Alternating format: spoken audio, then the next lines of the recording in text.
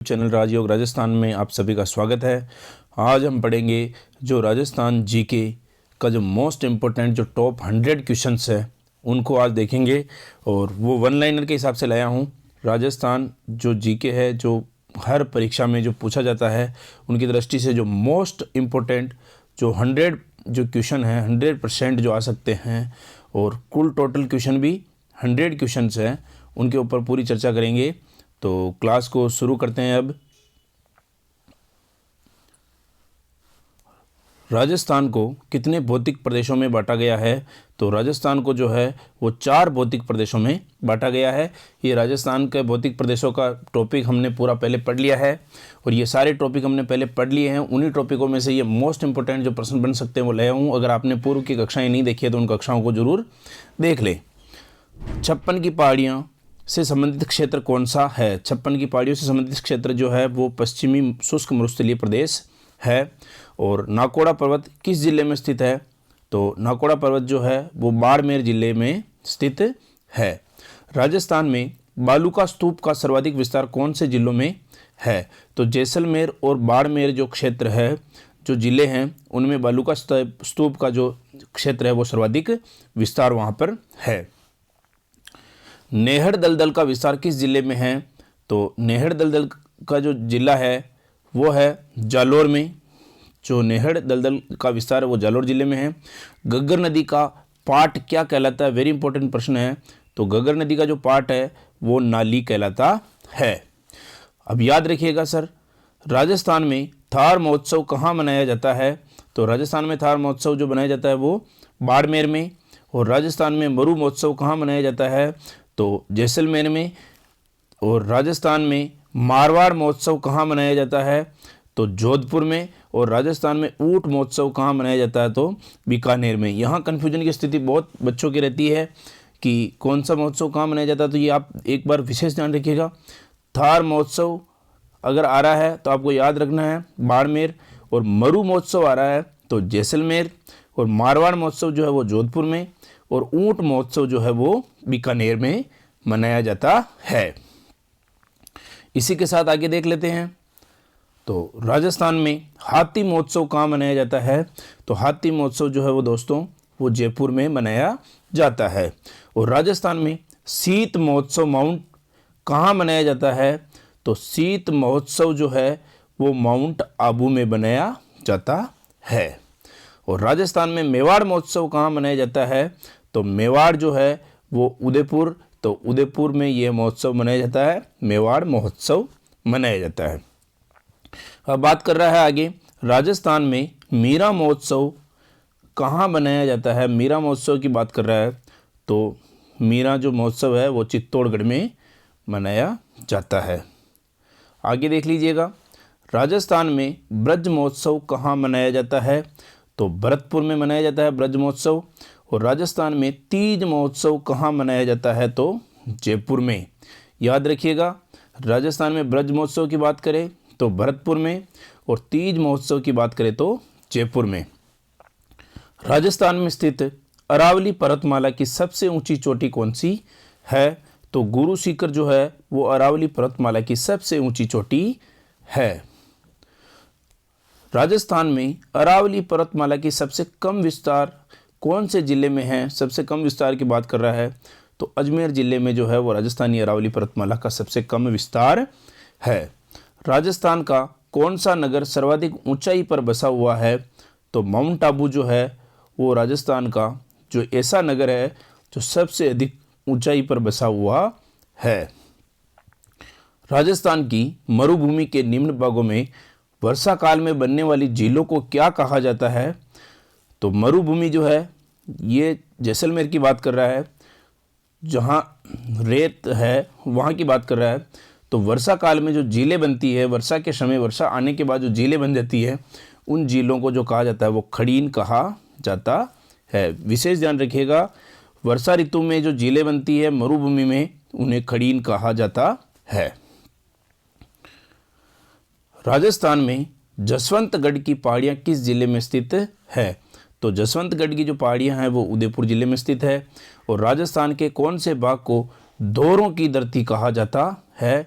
तो धोरों की धरती जो है वो पश्चिमी राजस्थान को कहा जाता है, क्योंकि वहाँ पर रेत के धोरे बने हुए हैं, इसलिए उन्हें धोरों की धरती। और आपने एक जो सुनी होगी कि धरती धोरारी, ये राजस्थान की जो भूमि है ये विशेष धोरों के कारण ही फेमस है। और जो धोरों की धरती है वो पश्चिमी राजस्थान को कहा जाता है। राजस्थान की शेखावटी क्षेत्र में निम्न भूमि को क्या कहा जाता है? तो शेखावटी क्षेत्र की जो निम्न भूमि है उनको जोहड़ कहा जाता है। आगे देख लेते हैं कि राजस्थान के जालोर सिवाना की पहाड़ियों में कौन सा इमारती पत्थर निकाला जाता है? तो जालोर की सिवाना की जो पहाड़ियाँ हैं उनमें ग्रेनाइट जो नामक एक पत्थर निकाला जाता है, जो ग्रेनाइट पत्थर निकाला जाता है। राजस्थान में पथरीला मरुस्थल किन जिलों में विस्तृत है? तो पथरीला मरुस्थल की बात कर रहा है तो बाड़मेर व जैसलमेर में ये पथरीला मरुस्थल स्थित है। और राजस्थान राज्य में सिवाना का दुर्ग किन पहाड़ियों में बसा हुआ है? तो विशेष ध्यान रखिएगा, सिवाना का जो किला है वो 56 की पहाड़ियों में बसा हुआ है। तो दोस्तों मैं अभी आपको वन लाइनर के हिसाब से बता रहा हूँ, क्योंकि इनकी पूर्व में क्लास हो चुकी है। अभी तक आपने हमारे चैनल के पहले वाली वीडियो नहीं देखी है तो उनको एक बार ज़रूर देखिएगा। और अगर आपको कोई डाउट हो, कोई समस्या हो तो आप कमेंट बॉक्स में ज़रूर कमेंट कर सकते हो। और राज्य में दक्कन ट्रेप की चट्टानों का विस्तार किन जिलों में है? तो कोटा और झालावाड़ जिलों में दक्कन ट्रेप की चट्टानों का विस्तार है। राजस्थान में सांबर झील का पेटा किस प्रकार की चट्टानों का बना हुआ है? तो प्री-अरावली जो है इस प्रकार की चट्टानों से बना हुआ है सांबर झील का पेटा। राजस्थान का सबसे ऊंचा पठार कौन सा है? तो उड़िया का जो पठार है वो राजस्थान का सबसे ऊंचा पठार है। राज्य में चित्तौड़गढ़ का किला कौन से पठार पर निर्मित है? तो मेसा का जो पठार है उस पर चित्तौड़गढ़ का किला जो है वो निर्मित है। राजस्थान की दूसरे सर्वोच्च चोटी शेर, विशेष ध्यान रखने का कि राजस्थान की जो दूसरी सबसे जो सर्वोच्च चोटी है उसका नाम क्या है? शेर है। और ये किस भाग में स्थित है? तो ये दक्षिणी भाग में स्थित है, राजस्थान के दक्षिणी भाग में स्थित है शेर। राजस्थान में उदयपुर नगर के आसपास विस्तृत पहाड़ियाँ क्या कहलाती है? तो ये गिरवा कहलाती है। और राजस्थान की जलवायु कैसी है? तो याद रखिएगा दोस्तों, उपोष्ण जो है ये राजस्थान की जलवायु है। राज्य में मुख्यतया वर्षा किस ऋतु में होती है? तो ग्रीष्म ऋतु में राज्य में मुख्यतया वर्षा होती है। वर्षा किस ऋतु में होती है? तो ग्रीष्म ऋतु में होती है। राज्य के उत्तरी व पश्चिमी भागों में गर्मियों के समय उत्पन्न भंवरों को स्थानीय भाषा में क्या कहा जाता है? तो उनको बबूड़िया कहा जाता है। और कहीं क्षेत्रों में राजस्थान के इसे बबूड़िया भी कहा जाता है, जो गर्मियों के समय में एक भंवर के हिसाब से वहाँ का उत्पन्न होकर वो घूमता हुआ वहाँ सारे जितने भी जो नीचे से जो कचरा है उसको पूरे तरीके से धूल मिट्टी को घुमाते हुए वो घूमता रहता है, उसे बबूड़िया या बबूड़िया कहा जाता है। आगे देख लेते हैं दोस्तों, राजस्थान की संपूर्ण वार्षिक वर्षा का कितना भाग ग्रीष्मकालीन मानसून से प्राप्त होता है? तो 98% जो राजस्थान में वर्षा है वो ग्रीष्मकालीन मानसून से ही प्राप्त होती है। राजस्थान के सर्वाधिक निकट स्थित सागरीय भाग कौन सा है? तो राजस्थान के सर्वाधिक निकट स्थित सागरीय भाग कौन सा है? तो कच्छ की खाड़ी जो है वो सबसे निकट सागरीय है। और राजस्थान में वाष्पोत्सर्जन की वार्षिक दर सबसे अधिक किस राज्य में मिलती है? तो जैसलमेर में मिलती है, याद रखिएगा। और राजस्थान में न्यूनतम वर्षा वाला जिला कौन सा है? कई बार प्रश्न पूछा जाता है परीक्षा में, तो मोस्ट इम्पोर्टेंट प्रश्न है परीक्षा की दृष्टि से। न्यूनतम वर्षा वाला जिला पूछा है तो वो जैसलमेर है। और राजस्थान में सर्दियों की वर्षा कौन सी हवाओं से आती है? याद रखिएगा, अभी सर्दी का मौसम चल रहा है और सर्दियों की जो वर्षा है वो पूर्वी पश्चिमी हवाओं से आती है, पूर्वी पश्चिमी हवाओं से। राजस्थान में वार्षिक वर्षा में सर्वाधिक विषमता वाला जिला कौन सा है? तो जैसलमेर जो है ये सबसे अधिक विषमता रखता है राजस्थान में वार्षिक वर्षा में। और राजस्थान के किस जिले में सर्वाधिक दिनों तक वर्षा होती है? तो याद रखिएगा, मोस्ट इंपॉर्टेंट है, जिसमें सबसे ज़्यादा और सर्वाधिक दिनों तक वर्षा होती है वो झालावाड़ जिला है। और राजस्थान में सर्वाधिक औसत वार्षिक वर्षा कहाँ पर होती है? औसत वार्षिक वर्षा की बात कर रहा है तो माउंट आबू में सर्वाधिक औसत वर्षा होती है। सर्वाधिक दिनों तक तो होती है वो झालावाड़ में, और सर्वाधिक औसत वार्षिक वर्षा जो है वो माउंट आबू में होती है।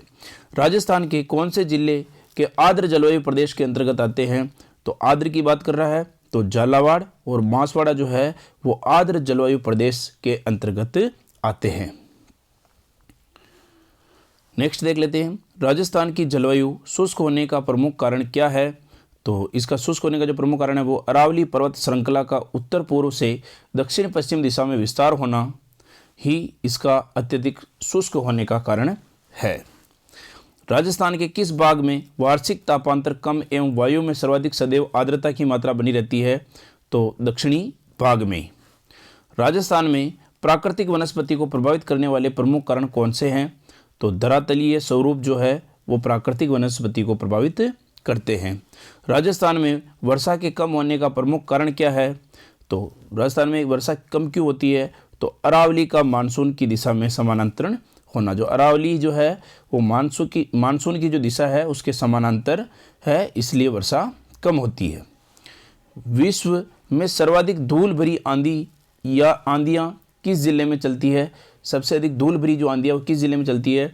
तो श्री गंगानगर में राजस्थान में सबसे अधिक धूल भरी आंधियाँ चलती है। यह भी परीक्षा की दृष्टि से बहुत ही महत्वपूर्ण प्रश्न है। राजस्थान के दक्षिणी एवं पूर्वी भाग में वर्षा जिससे होती है वह क्या है?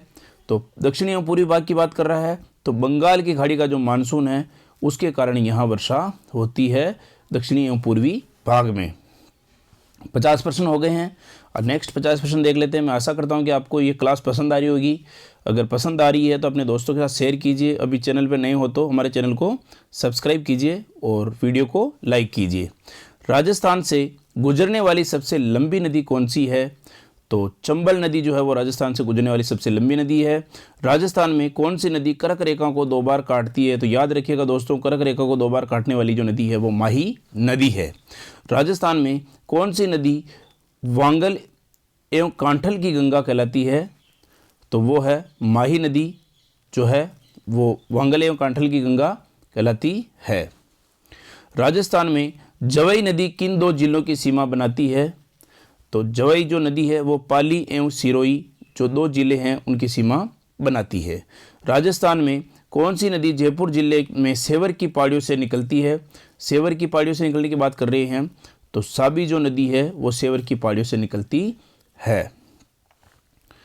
राजस्थान की पहाड़ियाँ जहाँ से बनास, बेड़च, सेई, साबरमती एवं वाकल नदियाँ कहलाती है तो वो क्या कहलाती है? तो वो जसवंतगढ़ की पहाड़ियाँ कहलाती है। और राजस्थान की कौन सी नदी पर सर्वाधिक बांध बनाए गए हैं? तो याद रखिएगा सर्वाधिक बांध जो है वो राजस्थान की चंबल नदी के ऊपर बनाए गए हैं। राजस्थान में पूर्ण बहाव के आधार पर राज्य की 3 सबसे लंबी नदियां कौन सी है? तो चंबल, लूणी और बनास जो नदी है वो बहाव की दृष्टि से सबसे लंबी नदियां है राजस्थान की। राजस्थान में चंबल नदी का प्रवेश सबसे पहले किस जिले में होता है? तो याद रखिएगा दोस्तों, चंबल नदी का जो सबसे पहले प्रवेश है वो चित्तौड़गढ़ में होता है। और राजस्थान में भीमलत जलप्रपात किस नदी पर स्थित है? तो ये भीमलत जो है बहुत ही फेमस जगह है और ये मांगली जो है, मांगली नदी उसका जलप्रपात है। राजस्थान में कोठारी नदी के किनारे किस प्राचीन सभ्यता के अवशेष मिले हैं? तो कोठारी नदी के जो किनारे हैं वो बागोर सभ्यता मिली है जो कि भीलवाड़ा में है। कोठारी नदी के ऊपर स्थित भीलवाड़ा ही स्थित है और ये बागोर सभ्यता के अवशेष मिले हैं। राजस्थान में चूलिया जलप्रपात किस नदी के किनारे किस जिले में स्थित है? तो चंबल नदी चित्तौड़गढ़ जो जिला है वहाँ पर चूलिया जलप्रपात स्थित है। याद रखिएगा चूलिया जलप्रपात चित्तौड़गढ़ जो कि चंबल नदी के ऊपर बना हुआ है। राजस्थान में सैयद फखरुद्दीन की मजार एवं मकड़ा उद्योग के लिए प्रसिद्ध गलियाकोट किस नदी के किनारे स्थित है? तो माही नदी के किनारे स्थित है सैयद फखरुद्दीन की मजार। और ये जो है उद्योग, मकड़ा उद्योग के लिए जो प्रसिद्ध है वो गलियाकोट किस नदी के किनारे स्थित है? तो माही नदी के किनारे। ये जो है ये चमड़ा उद्योग है, याद रखिएगा दोस्तों, चमड़ा उद्योग। राजस्थान की कुल अफवाह क्षेत्र का कितना भाग बंगाल की खाड़ी की अफवाह क्षेत्र के अंतर्गत आता है? तो 22%। राजस्थान में भैंसरोडगढ़ के निकट चंबल नदी पर बनने वाले चूलिया जलप्रपात की ऊंचाई कितनी है? तो 18 जो मीटर है वो राजस्थान में भैंसरोडगढ़ के निकट चंबल नदी पर बनने वाला जो चूलिया जलप्रपात है उसकी ऊंचाई जो है वो 18 मीटर है, याद रखिएगा। राजस्थान के कुल क्षेत्र का लगभग कितना भाग अरब सागर की अफवाह तंत्र के अंतर्गत आता है? तो 1/6 जो भाग है वो इसके अफवाह तंत्र के अंतर्गत आता है अरब सागर की। राजस्थान में शाहजहां खुर्रम ने अपने भाइयों से विद्रोह के समय किस झील में शरण ली थी? तो याद रखिएगा, जो राजस्थान शाहजहां खुर्रम ने जो अपने भाइयों से विद्रोह कर लिया था, उस समय जिस झील में शरण ली थी वो थी पिछोला झील, जो कि उदयपुर में स्थित है। कहाँ स्थित है दोस्तों? उदयपुर में। राजस्थान की पंचभद्रा झील में किस जनजाति के लोगों द्वारा परंपरागत तरीके से नमक बनाया जाता है? तो ये मोस्ट इंपॉर्टेंट प्रश्न है। पंचभद्रा जो झील है उसमें जनजाति लोगों के द्वारा परंपरागत तरीके से नमक बनाया जाता है, तो वो खारवाल जनजाति जो है उसके द्वारा नमक बनाया जाता है। राजस्थान में कपिल मुनि का मेला किस झील के किनारे प्रतिवर्ष कार्तिक पूर्णिमा को लगता है? तो याद रखिएगा, कोलायत में जो है वो कपिल मुनि का मेला लगता है, जो प्रतिवर्ष कार्तिक पूर्णिमा को लगता है। नक्की झील राजस्थान के किस जिले में स्थित है? जो राज्य की सर्वाधिक ऊंचाई पर स्थित है, मैंने बताया था। तो नक्की झील जो है वो सिरोही में, और अभी बात की थी सर्वाधिक ऊंची जो बात की थी वो माउंट आबू की थी, तो नक्की झील जो है वो वहीं पर स्थित है सिरोही में। जो सिरोही में है वो माउंट आबू सिरोही में ही स्थित है। राजस्थान में गोगुंदा की पहाड़ियों से निकलने वाली आयड़ नदी उदय सागर झील से निकलने के बाद क्या कहलाती है? तो आयड़ नदी जो है वो उदय सागर झील से निकलने के बाद बेड़च हो जाती है, बेड़च कहलाती है बाद में। राजस्थान की झील जिसके बारे में कहा जाता है कि देवताओं ने नाखून से खोदी थी, तो नाखून से बात आ रही है, तो नाखून से खोदने के कारण ही इसे नक्की झील के नाम से भी जाना जाता है। तो नक्की झील माउंट आबू सिरोही में स्थित है, जिसने देवताओं ने अपने नाखूनों से खोदी थी, ये कहा जाता है उसके बारे में। राजस्थान में सिलीसेड झील के किनारे शाही महल एवं शिकारी लॉज का निर्माण किस शासक ने करवाया था? तो सिलीसेड और शिकारी लॉज की बात आ रही है, तो महाराजा विनय सिंह ने इसका निर्माण करवाया था। चलो नेक्स्ट क्वेश्चन देख लेते हैं। राजस्थान में आना सागर झील के तट पर संगमरमर की बारादरी का निर्माण किस मुगल बादशाह ने करवाया था? तो शाहजहां ने यह करवाया था। संगमरमर की बारादरी का निर्माण भी करवाया था आना सागर झील, जो कि अजमेर में स्थित है। राजस्थान में राजसमंद झील के किनारे नौ चौकी की पाल पर संस्कृत भाषा में संगमरमर के विशाल शिलालेख पर राज प्रशस्ति को उत्पन्न किया गया, इसके लेखक कौन हैं? तो याद रखिएगा, राजसमंद झील के किनारे जो नौ चौकी की पाल पर संस्कृत भाषा में संगमरमर के विशाल शिलालेख पर राज प्रशस्ति को उत्पन्न किया गया है, इसके लेखक जो है वो रणछोड़ भट्ट तेलंग है। रणछोड़ भट्ट तेलंग। राजस्थान की एक झील के किनारे घूंघट निकालने स्त्री के सदस्य एक चट्टान खड़ी है। घूंघट निकाले स्त्री के सदस्य के एक चट्टान खड़ी है। ये झील कहाँ पर स्थित है? तो राजस्थान की ये एकमात्र झील है, वो है माउंट आबू में स्थित है, जहाँ पर घूंघट निकाले स्त्री के सदस्य एक चट्टान भी उसे जैसे खड़ी है, जैसे दिखती है कि एक स्त्री है जिसने घूंघट निकाल रखा है। राजस्थान में अजमेर की आना सागर झील के किनारे जहांगीर द्वारा निर्मित दौलताबाद को आजकल किस नाम से जाना जाता है? तो आजकल इस दौलताबाद जो है उसको सुभाष उद्यान के नाम से जाना जाता है, जो कि अजमेर में स्थित है, और ये जहांगीर के द्वारा इसको निर्माण करवाया गया। राजस्थान में कपिल मुनि की पावन तपोस्थली कोलायत किस मार्ग पर स्थित है? तो बीकानेर जैसलमेर मार्ग पर स्थित है ये। और कपिल मुनि की जो पावन तपोस्थली कोलायत जो जहाँ पर स्थित है, ये कपिल मुनि की पावन धरा कोलायत में, और ये जो है ये बीकानेर और जैसलमेर के मार्ग के बीच में स्थित है।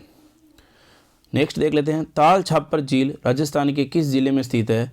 तो ये चूरू जिले में जो है ये ताल छापर अभ्यारण्य भी है, और ये झील भी यहाँ पर स्थित है। राजस्थान की खारे पानी की झीलें किस महासागर का अवशेष मानी जाती है? तो ये टेथिस सागर का अवशेष मानी जाती है, जितने भी खारे पानी की झीलें हैं।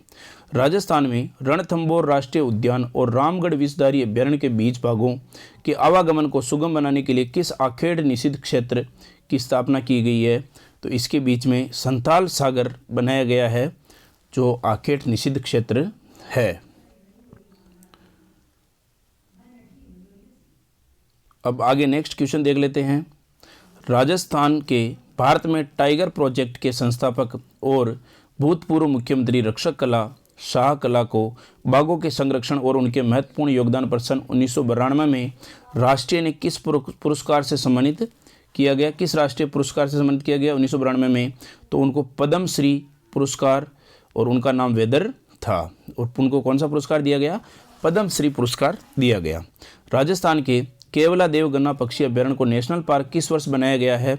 तो 1981 में केवलादेव गन्ना पक्षी अभ्यारण्य को एक नेशनल पार्क का दर्जा दिया गया 1981 में। राजस्थान में भीम सौरी नाम से विख्यात गुप्तकालीन मंदिर के खंडहर एवं प्रसिद्ध बाडोली का शिव मंदिर कौन से अभियान में स्थित है? तो द्राह में। कौन से अभियान में स्थित है? तो द्राह अभियान में स्थित है। नेक्स्ट जो क्वेश्चन है वो देख लेते हैं कि राजस्थान में भारत के प्रमुख पर्यटन परिपथ सुनहरा त्रिकोण पर राजस्थान का कौन सा वन्यजीव अभ्यारण्य अवस्थित है? तो केवलादेव राष्ट्रीय उद्यान जो है वो प्रमुख पर्यटन परिपथ सुनहरा त्रिकोण राजस्थान पर स्थित है। राजस्थान में देश का एकमात्र अभ्यारण्य जो भेड़ियों के लिए प्रसिद्ध है, जहां पर भेड़िए प्रजनन करते हैं, वह अभ्यारण्य कौन सा है? तो याद रखिएगा, एकमात्र भेड़ियों की बात कर रहा है जहां पर भेड़िए प्रजनन करते हैं, तो वो है कुंभलगढ़ अभ्यारण्य। कुंभलगढ़ अभ्यारण्य। राजस्थान का कौन सा वन्यजीव अभ्यारण्य उड़न गिलहरी, ओपलाइन सिक्विल, पेटोरिस्टा, एलबी वेटर के नाम से जाना जाता है? तो वो सीता माता अभ्यारण्य जो है वो उड़न गिलहरी, ओपलाइन स्क्विटल, पेटोरिस्टा और वन्यजीव अभ्यारण्य जो ये है कहलाता है सीता माता अभ्यारण्य। राजस्थान में तिलहन फसलों की पैदावार बढ़ाने एवं तिलहन क्षेत्र में विकास हेतु तिलम संघ लिमिटेड की स्थापना किस वर्ष में की गई? तो 1990 में तिलम संघ लिमिटेड की स्थापना की गई, जिसमें तिलहन फसलों की पैदावार कैसे बढ़ाई जा सके और उनका विकास क्षेत्र में विकास के लिए 1990 में तिलम संघ लिमिटेड की स्थापना की गई। राजस्थान में कृषि अनुसंधान केंद्र बांसवाड़ा द्वारा मक्का का अधिक उत्पादन देने वाली किस किस्म का विकास किया गया है? तो माही जो किस्म है उसका बांसवाड़ा में अधिक उत्पादन देने वाली किस्म का विकास किया गया है। राजस्थान के किन जिलों में सोयाबीन की कृषि बहुतायत में पाई जाती है? कोटा, बूंदी और झालावाड़ में जो है वो सोयाबीन की कृषि बहुतायत में पाई जाती है, याद रखिएगा दोस्तों। नेक्स्ट जो क्वेश्चन है, राजस्थान में कौन सी तिलहन फसल सबसे कम उत्पादित की जाती है? तो राजस्थान में सबसे कम उत्पादन जो है वो तिल्ली का या तिल का किया जाता है। राजस्थान में तिलहन का सर्वाधिक उत्पादन किस जिले में होता है? तो सर्वाधिक उत्पादन राजस्थान में होता है वो गंगानगर जिले में होता है। राजस्थान में बंजर एवं व्यर्थ भूमि का सर्वाधिक क्षेत्र किस जिले में है? तो जैसलमेर जिले में है वो बंजर एवं व्यर्थ भूमि का सर्वाधिक क्षेत्र है। और राजस्थान के किस जिले में इसबगोल का सर्वाधिक उत्पादन होता है? तो याद रखिएगा दोस्तों, सर्वाधिक इसबगोल जालौर में उत्पादित होती है। राजस्थान में उत्पादित जैविक ईंधन के रूप में किस तेल का उपयोग किया जाता है? तो जैविक ईंधन की बात कर रही है तो मैं बताना चाहूँगा आपको, वो है रतन जोत। रतन जोत जो है उसका जैविक तेल के रूप में भी उपयोग किया जाता है। और राजस्थान की कौन सी फसल है जिसके ऊपर उत्पादन व क्षेत्रफल दोनों की दृष्टि से राज्य देश में प्रथम स्थान पर रहा है? वो फसल है बाजरा, जिसमें राज्य जो है वो उत्पादन में और क्षेत्रफल की दोनों की दृष्टि से ही प्रथम स्थान पर रहा है, वो बाजरा है। राजस्थान में जल संरक्षण, बचत एवं कृषि में जल के कुशलतम उपयोग को बढ़ावा देने हेतु वर्ष 2005-06 में कौन सी योजना प्रारंभ की गई है? तो अमूल्य नीर योजना प्रारंभ की गई है। और देश में सर्वप्रथम किस राज्य में सहकारी किसान क्रेडिट कार्ड योजना का प्रारंभ किया गया है? तो राजस्थान में सबसे पहले सहकारी किसान क्रेडिट कार्ड योजना का प्रारंभ किया गया है। राजस्थान के किस विश्वविद्यालय का नाम 28 जुलाई 2009 को बदलकर स्वामी केशवानंद कर दिया गया है? तो राजस्थान कृषि विश्वविद्यालय का जो नाम है वो 28 जुलाई 2009 को बदलकर पहले इसका नाम और जो था उसको चेंज करके अब स्वामी केशवानंद कर दिया गया है। स्वामी केशवानंद विश्वविद्यालय कर दिया गया है राजस्थान कृषि विश्वविद्यालय का नाम बदलकर। अब गन्ना राजस्थान राज्य के कौन से भाग में उत्पन्न होता है या उत्पादन होता है? तो दक्षिणी एवं दक्षिणी पूर्वी भाग जो है वहाँ पर सर्वाधिक गन्ना उत्पादित होता है। अगर मैं आशा करता हूँ कि आपको हमारा ये यूट्यूब चैनल राजयोग राजस्थान आपको पसंद आया होगा, ये वीडियो आपको पसंद आया होगा। अगर पसंद आया है तो वीडियो को लाइक ज़रूर कीजिएगा, अपने दोस्तों के साथ शेयर कीजिएगा, कमेंट कीजिएगा। अगर आप चैनल पे नए हो तो इस चैनल को सब्सक्राइब जरूर कीजिएगा। इसी के साथ राजयोग राजस्थान में आप सभी का धन्यवाद।